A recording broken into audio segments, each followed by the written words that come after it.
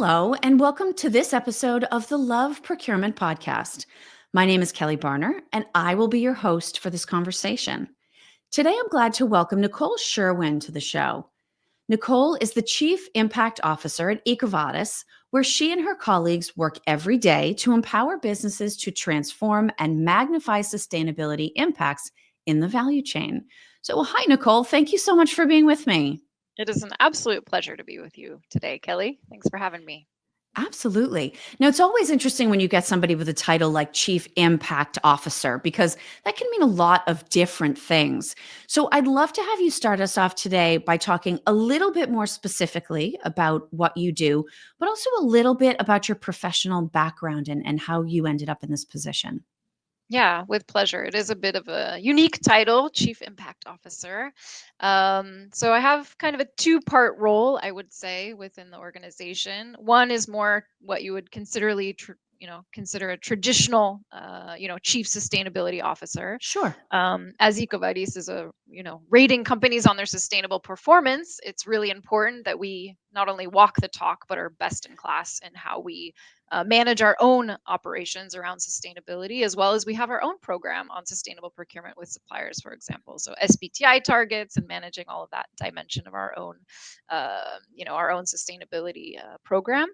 And then the second piece, and almost more importantly, because this is where we can, drive change on planet and Mm, society, is through the solutions we offer and the customers that we work with, specifically engaging, the procurement function to engage with their suppliers and the value chain on sustainability practices to improve those. There's the impact there, yeah. positive, we hope we can have on planet and society. So part of my role indeed is, making sure that we're representing that, able to measure that, and deploy that with our customers in that way. And staying with that spirit of positivity and the opportunity to have an impact in that way, can you share something that you love about procurement? Yes, and I'll connect it back to sustainability, of course, because here Today's theme. the theme, no surprise there. If we just look at the global 500 companies, so the 500 largest companies in the world, there's an estimated spend that they manage of somewhere between 20 to 30 trillion US dollars. Um, that's a lot. It's a lot of power, is what I mean to say, because they're making decisions about where they place their money. Mm, And what I love here is that they have a lever for engaging suppliers and, making their bets or moving their money towards suppliers that are working on sustainability. And the potential, therefore, for this virtuous circle of moving spend towards sustainable suppliers so they can continue to grow their market share, reinvest in sustainability mm, practices, also benefiting the procurement function because they can reduce risk. They can also gain competitive market share with their customers if they're co-designing, sustainable solutions with their supply chain. So I love the fact of, business sustainability, and specifically that procurement has the power yeah. in where they decide with their business decisions to place that money. Absolutely. And there is a huge opportunity associated with that, even in cases where procurement isn't explicitly responsible for making the final decision. There is still a lot of procurement's work that goes into making those decisions possible. Now, before you and I get a little bit deeper into the topic of sustainability, one of the pieces of terminology that I want to take this opportunity to sort of discuss is the word compliance. Now, when we talk about compliance within procurement, it means a couple of things. Some of them are very straightforward, and some of them we're maybe a little bit less comfortable with simply because of sort of the past, command and control around spend oversight that procurement might have been associated with, but has worked very hard to get away from. Mm. When we talk about compliance in the context of today's discussion, what are we really focused on? Yeah, I think you raise a valid point there's a lot of, and we can talk about the stick and the carrot that That's procurement can right. use with their suppliers. There's also, compliance on supply chain sustainability or supply chain ESG topics, which there's a number of regulations in place, which we'll talk about too, I hope. I think there's two pieces in how I look at it. There's, strict compliance in the view of adherence to laws and regulations, Yep. really clear cut approach here. It's really a bare minimum for businesses to have this license to operate, because otherwise behind that there's fines and there's penalties and there's situations that can happen if they're not in compliance with those laws. That's a business risk. But there's also compliance in the sense, and I think you were alluding that to a bit on the basis of the expectations of different stakeholders, Right. right? And this can be in a relationship between procurement and the supplier, of course, what's expected in that. Also from stakeholders such as investors, they're asking for certain requirements to be met. Yep.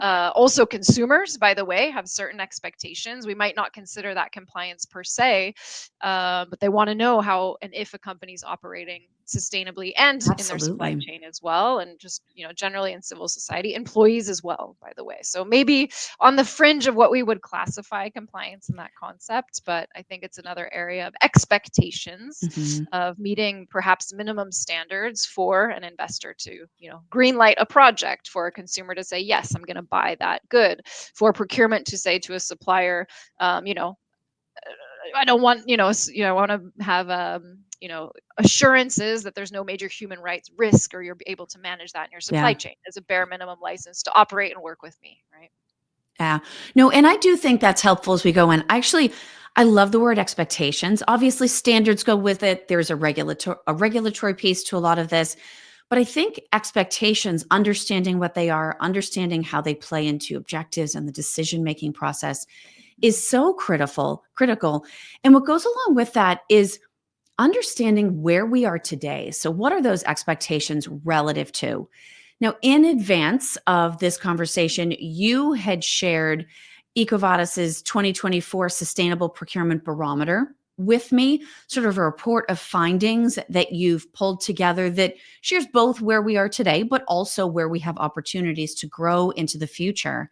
I know this is a huge question, but how would you generally describe where procurement is today around either these sustainability expectations or the work that we're simply going about trying to do? Hmm. Yeah, this barometer we've been running for, well, first started probably, 17 years ago. So lots of evolution over time that can be observed.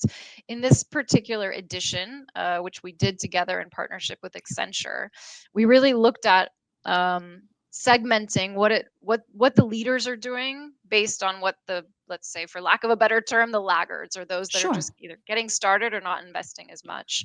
Um, and the kind of three things that came out of what the leaders are doing best is, one, they're engaging the C-suite. So not just the chief executives, but chief product, chief finance, chief risk, chief compliance. The procurement function is engaging them with data. I mean, it sounds obvious almost. What does the C-suite care about? Yeah. Metrics and KPIs. But engaging them with data to be able to better support the program, sustainable procurement expansion, and even starting with small data points, right? So you can show proof of concepts to then get more, investment to continue to go farther. The second thing links on to, technology, but in sustainability data, using that data in procurement processes and tools. In fact, of the surveyed respondents we had, less than 25% of them have sustainability or ESG integrated into any of their procurement processes or tools. So there's still a lot of continued work to do here, Yeah. but that's pretty essential as a procurement, functions role. They are looking at, contracts, data on cost, quality, on-time delivery, all those elements. And sometimes they are engaging suppliers on sustainability, but it's sitting elsewhere. So there's an inefficiency, in fact, in how Sure. procurement's working when it's not sitting front and center in the tools they use on a daily basis. And the last piece, again, these things probably sound obvious, but is engaging the engagement that they do with suppliers on, transition plans towards, Yeah. more sustainable operations. We also surveyed suppliers in this barometer, and almost half of them said they understand and see that their customers care about sustainability, but it's not integrated into any part of the relationship that they have with them. Oh, They don't talk interesting. about it, or they feel left, on the side. They're the ones bringing the topic to the table. So that's interesting. There was about 45% or so that said it is integrated. So that's a good That is balance. good. But still, half of them are Yeah, a like, lot of we're work. working on this. We see it's Yeah. important to you, but procurement is not, our the sales colleague, procurement Yeah. colleagues we talk to are not speaking back to us about that. So there's a missed opportunity to put the topic on the table for, potential co-innovations. Again, reducing risk and compliance is one thing too, but it can also be about driving better, business performance and relationships together if we talk about it. Yeah. And so that's sort of the inside the company piece, potentially reaching out to work with, have conversations with supplier piece. But none of that is happening in a vacuum because there's the larger regulatory environment that all of this sits within. And based on industry or geography, Mm. things could potentially be changing. How stable or unstable is that? And I know we're speaking in very broad terms, but is that general regulatory environment currently? It is very unstable currently when we talk about Yeah. regulations for the supply chain on sustainability and ESG topics. It is moving quite a lot, especially in the last few weeks, few months. So just to give a few flavors of that, one out of Europe and one out of the US. So in Europe, there's what's called the Omnibus ESG Simplification Package, which I think everyone in procurement, well, at least with a footprint in Europe, has an Mhm. eye on. It's essentially streamlining for sustainability regulations, which maybe here today won't go into too much depth on. They have a bunch of acronyms: CSRD, CS3D, We do love our CBAM. acronyms in procurement. Yes. Well, and in the regulatory lands, from the regulatory bodies as well, I should say. Yeah. Um, so they've actually published, the EU Commission has essentially published, the next steps of simplifying this. It's aimed at making Europe more competitive Okay. toward and simplifying regulation, not to overburden companies with reporting and disclosure data collection. They didn't totally kill the approach, which is good. The main changes on this one is they did reduce the scope, meaning less companies, smaller companies that previously were in scope are no longer required to do due diligence disclosure, and a bit of shifts to the timeline. So moving Okay. timeline out a year or two. Just one example to touch on from the US, and this is where there's potential, maybe uncertainty and volatility for this to be totally scrapped. But the U.S. SEC, so Securities and Exchange Commission, has announced really an approach to abandoning the climate disclosure rule. So asking companies to disclose on their scope 1 and 2 emissions. It was already revised 1 year ago now to remove scope 3 reporting. So Okay. in fact, it was already, to be deployed without a requirement to disclose on supply chain emissions, in essence. So it's volatile. At the same time, in the U.S., you also have, state laws in California that are still upholding climate disclosure, and, Right. regulation everywhere. It depends on your scope of footprints of where you operate, but it's a moving target for companies, and I think difficult for them to follow, to know what to do. I think so too. And I think even from my own reading, certainly I think it's great you gave us an example from Europe and the US. You certainly have companies that are doing business in both places, but then there are state level differences that have to be factored into this. So it's certainly not an easy thing that we're trying to accomplish, especially when you have either uncertainty about regulations or changes in regulations. And there's only so quickly an operation can change well and not have something else go wrong. What are the primary challenges that you see companies face as they try to say, okay, this is what we understand the guidance is from such and such regulation. And so here are the corresponding changes we are going to make either internally to our own operation or where procurement is concerned through the suppliers that we work with? Yeah. Indeed, the primary challenge is the moving space here. What is expected now, or what will be required or not be required in the future? I've heard from different companies saying they're going to hold off until doing anything until it's actually, finalized and set in Okay. stone. But as we see, nothing's really set in stone. If we look at the SEC climate disclosure, it's Yeah. moving all over. Others that are saying we're going to continue to forge ahead. What that regulation is expected of us. We've already been doing potentially. Partly, we believe it's a best practice Hmm. to continue to do, supply chain due diligence. Some of the European regulations on supply chain,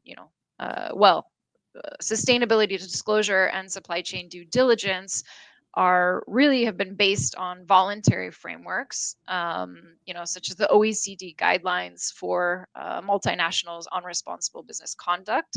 That's been in existence for almost 50 years now.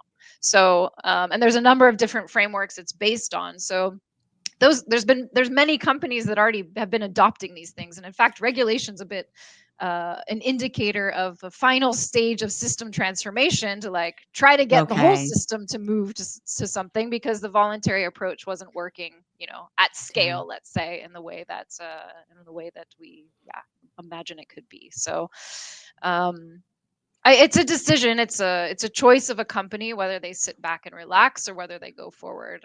From our side and from the view that I have, I think engaging in on sustainability with the supply chain and looking at risks, but also opportunities. That's a core business imperative. It aligns with a number of different priorities to create a business that's resilient and Mm. performant. But again, that's down to a business to decide if they want to embark there or not, right?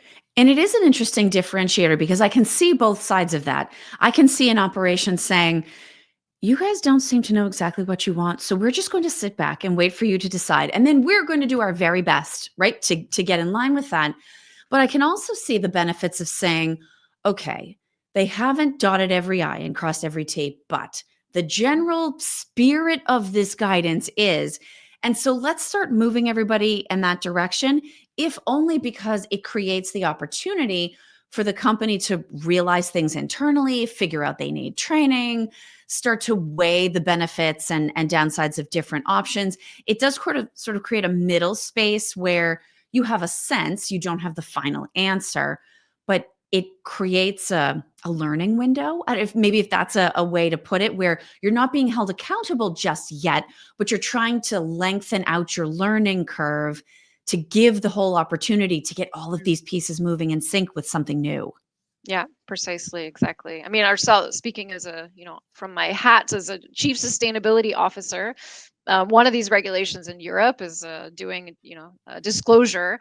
We were not under the regulation in the first year, and we're completing that process now. But again, we're part of the crew that's, moving ahead to test, adapt, and Absolutely. try to be ahead to learn and share. So, yeah. And certainly a lot of this is to be compliant with regulations or to move businesses in this direction of being more sustainability minded and responsible. But there are also some very specific risks that end up getting rolled into all of this. And one that particularly comes to question for me is the human rights side. We're not just talking about environmental sustainability, we're talking about some of these, I guess, the S issues, maybe we would consider them in ESG, but Mhm. modern slavery comes in under that, human rights. Mhm. Are there special concerns or requirements there as far as procurement's preparedness and readiness to Mhm. move towards compliance? 100%. It's probably human rights. I think it's one of the topics that our customers in, large multinationals and procurement functions have been raising over the past year. Is we have a hard time to identify where the risk is in our supply chain, to map it, because often it's even in a multi-tier. It's not Yes. with the first tier suppliers, but already starting with the first tier, and then where do we go from there? Um, in speaking on, and there's regulations pushing in this, especially, to disclose, on modern slavery or forced labor, Yep. specifically in UK, Australia, Canada. Some don't have as much teeth, let's say, as others. Sure. But the Canadian one does have a bit of a fine on the back of if you don't disclose, a Mm. statement on modern slavery and what your due diligence process is. There can be an associated fine.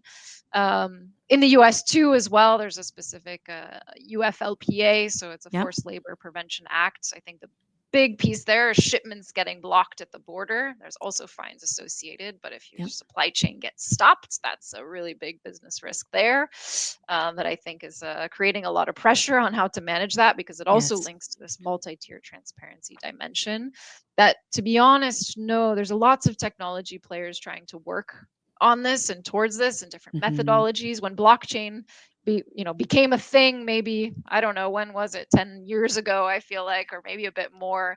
Everyone said, that's it, that's going to unlock the That's full the answer. traceability. Now the Yeah. AI is here, it's AI, and we haven't quite seen something that can get the full traceability, first of all, and then how do you address the human rights topic?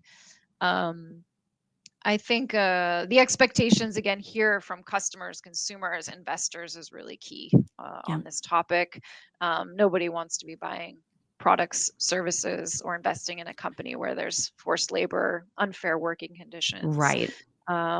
One investment EcoVadis has made is actually we acquired a technology company that we really believe in has scale and potential for addressing human rights, called Ulula, which is essentially using mobile surveys and Okay. direct in the hands of workers to collect information and feedback directly from workers themselves. So they already have almost over 500,000 individuals, workers that have been engaged on their platform, giving feedback on their working conditions and so on. So a pretty exciting space to play in, of a new data point directly from Yeah. individuals in the field to get that pulse check and then be able to go in and remediate, because at the end of the day, remediation obviously is really the most important part. Absolutely. Mm. Well, and I do think it's interesting, especially as we start to talk about the data and information that we have to work with, but also what can be done to make changes. That when we start to think about traceability, when we start to think about tiers of the supply chain, it doesn't take long before we realize this is something that we must do in partnership with our suppliers. Do you have any advice specifically, essentially for someone working in procurement? How do you start to have these conversations with suppliers if they haven't come up yet? What sorts of information should go back and forth between the companies? How can we truly make this a joint and cooperative effort? Yeah. I mean, companies can have supply chains of 10,000 suppliers, 100,000 suppliers. So it's always, I mean, with the customers and accounts we work with, it's certainly you have to prioritize first on where Yes. you can focus, because you can't do everything. You can't have one-on-one conversations necessarily with 100,000 companies. Mm. Um, so understanding where the risks. So I mean, again, part of like standard due diligence process is to be able to screen that 100,000 supplier base or 20,000 supplier base to say, okay, where are my major risks on looking at a carbon heat map, or looking on human rights topics, or on different dimensions, or collectively on sustainability? Where do I need to focus if I'm taking this risk-based lens? Mm. Think that's the first piece, and there's many different tools, of course, available to do that, to help you start. Where do I Yeah. begin?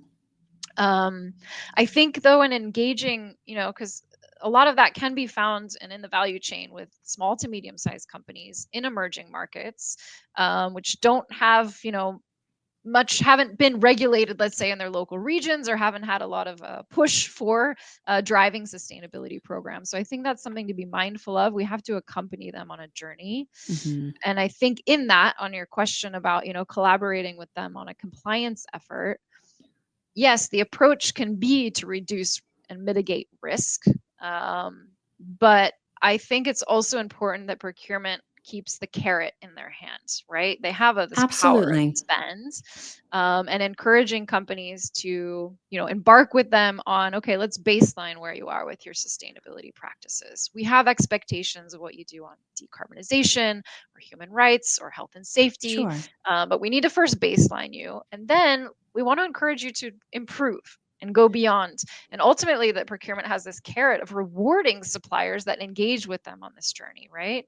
So how can procurement get that information? Obviously, EcoVadis is one tool that can, provide a sustainability rating, which is adapted for procurement. But there's of course other ways to kind of baseline and monitor progress over time. Um, but yeah, I think that carrot's really important. That procurement's,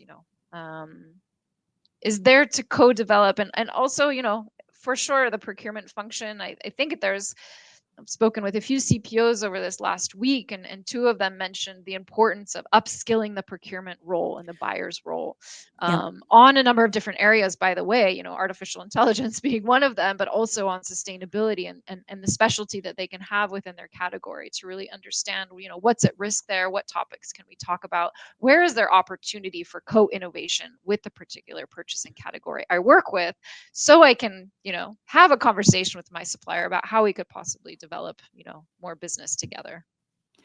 Well, and it is interesting, and I like the fact that we've sort of kept this carrot and stick going through, because procurement has an awful lot of carrots. If we work on the messaging and the communications right and keep everybody focused on truthfully where we would want them to be focused anyway, because Mhm. anything that improves performance or supply surety is good for us as a customer. I do wonder about companies where these programs aren't already well established.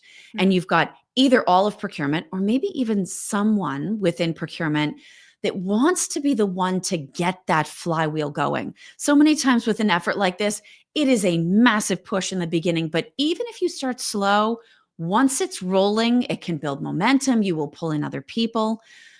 But actually getting that started internally, first of all, can that come from procurement? Can procurement be the source of these changes starting within a larger company?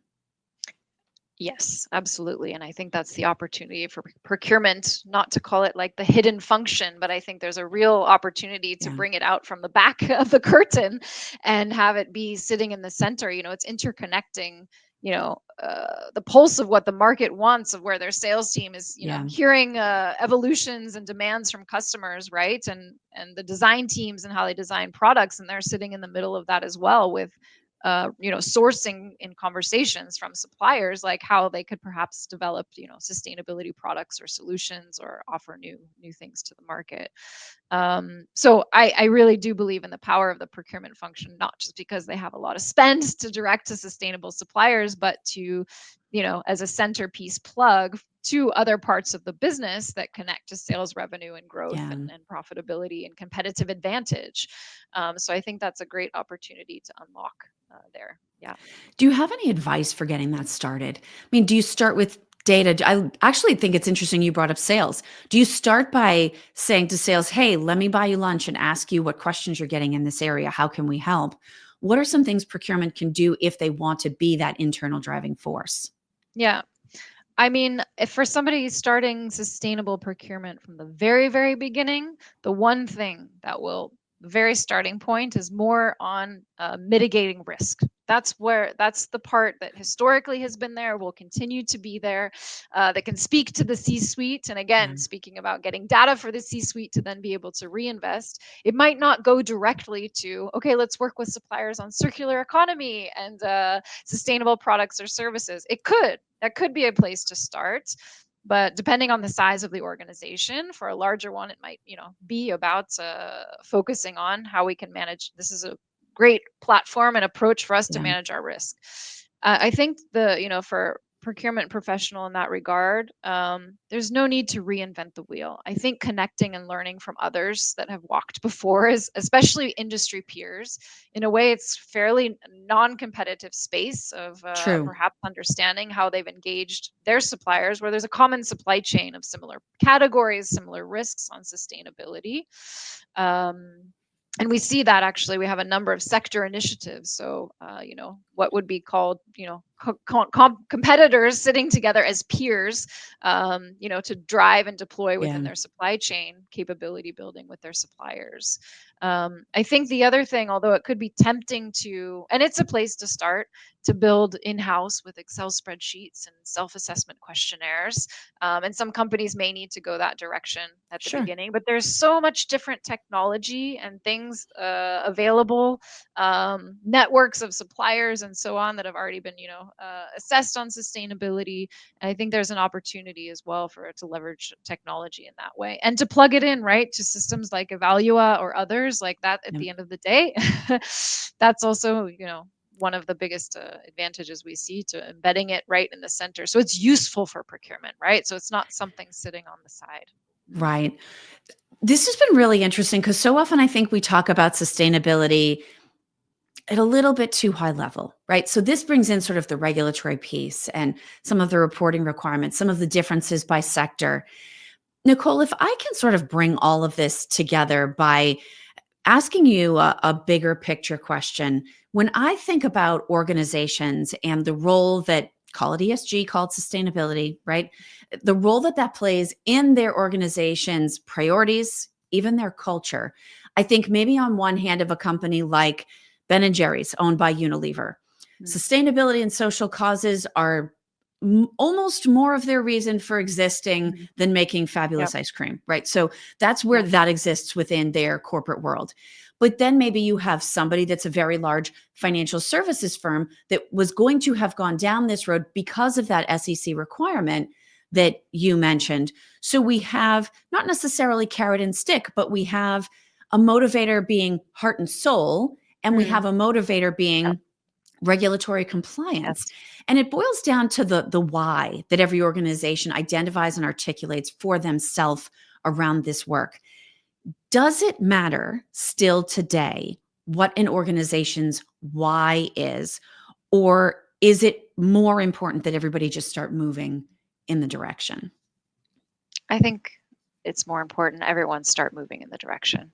I mean, the why is important because it gives the direction, right? You have to know why Sure. you're taking an approach And where and to where will you start. get the And financing and, yes, financing for it.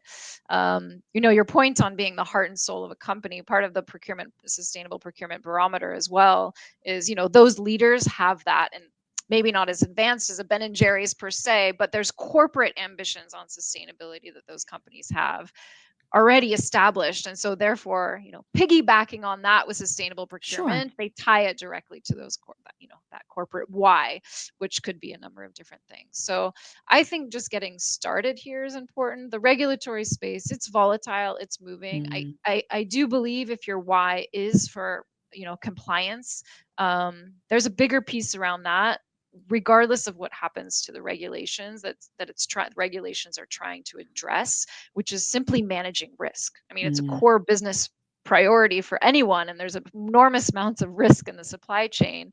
So walking down that road, if the regulation leaves or not, you're still going to be better off because you're going to be better managing risk and be able to be more resilient downstream. um, I also think for the sake of employees and being an attractive employer, and as well for the procurement function, as yes, well as for younger generations, I think it's from a price PwC survey, but something around 70% of, let's say, the workforce factor in sustainability when they're looking for an employer. So that's another reason as well for the retention of existing employees. They want to work sure. for companies that are driving impact and purpose and positive change on the organization, as well as for the new generation, for sure, even more that's Oh, that's yeah. coming into the workforce. Yeah. Well, Nicole, this has been an absolutely fascinating conversation. And I will say, we're going to make sure a link to that barometer is available, whether people are in the podcast apps, whether they're on the Evalua site, whether they're finding this video in YouTube. That should be linked somewhere down below. You can modify based on exactly where you're seeing or listening to this. I really appreciate you sharing the perspective that all of your work around sustainability and impact has given you. If people are listening to this conversation, are starting to think about this, are even meeting you for the first time through this episode, what is the best way for them to reach out and connect with you?